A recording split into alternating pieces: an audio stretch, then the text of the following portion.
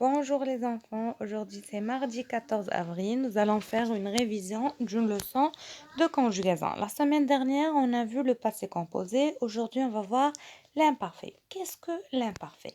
L'imparfait est un temps du passé qu'on emploie pour parler des habitudes passées ou pour décrire ou pour exprimer des désirs ou des regrets.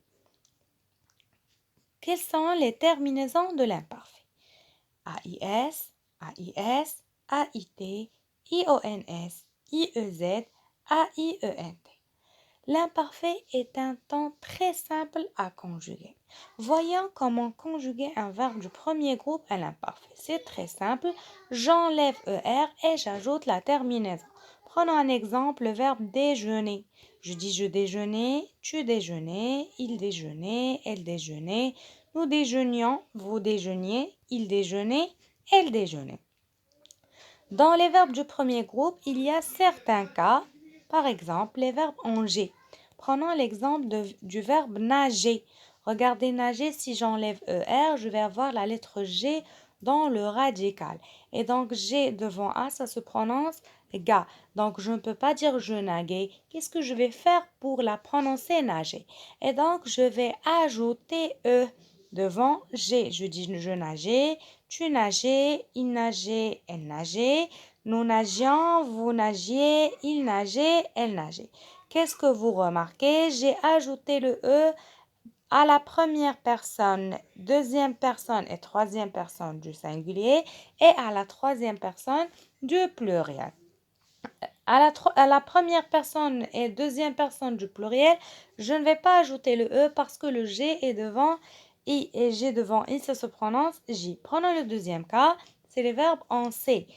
Par exemple, le verbe lancer. Si j'enlève le ER, je vais avoir le C au radical. Et donc, le C devant A, ça se prononce K. Et donc, je vais dire je lanquais. Je dois dire je lançais. Donc, pour la prononcer, c'est qu'est-ce que je vais faire? Je ne vais pas ajouter E, mais je vais ajouter la C, c'est dit. Là, c'est dit. Donc, je lançais, tu lançais, il lançait, elle lançait, nous lancions, vous lanciez, il lançait, elle lançait. Qu'est-ce que vous remarquez?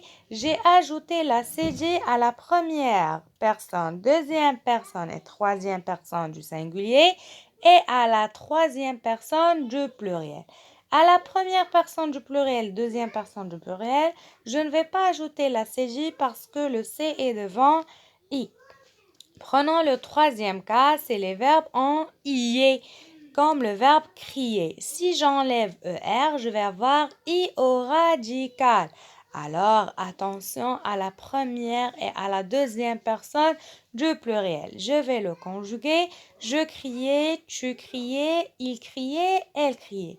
Regardez la première personne du pluriel, j'ai deux i, le i du radical et le i de la terminaison. La même chose à la deuxième personne du pluriel, vous criez, il criait, elle criait. Donc ici, on a un problème seulement à la première et la deuxième personne du pluriel, c'est qu'on a deux i. Passons au verbe du deuxième groupe à l'imparfait. Je prends le verbe choisir. Qu'est-ce que je fais? J'enlève IR et j'ajoute IC, IC, IC, ICIAN, ICIE, IC.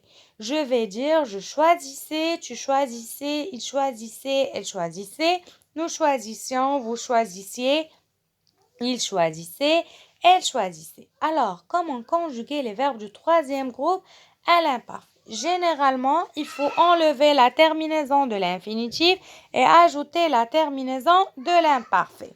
Exemple, le verbe mettre. Qu'est-ce que je fais?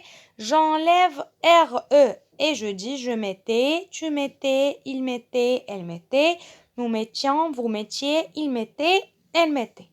Attention, il y a quelques verbes qui changent de radical. Exemple, écrire. Je dis j'écrivais, tu écrivais, il écrivait, elle écrivait, nous écrivions, vous écriviez, ils écrivaient, elles écrivaient. Conjuguons l'auxiliaire être à l'imparfait. J'étais, tu étais, il était, elle était, nous étions, vous étiez, ils étaient, elles étaient. Et l'auxiliaire avoir à l'imparfait, j'avais, tu avais, il avait, elle avait, nous avions, vous aviez, ils avaient, elles avaient. Je pense que la leçon est très claire et complète. J'espère que vous avez bien compris et je vous souhaite une bonne chance.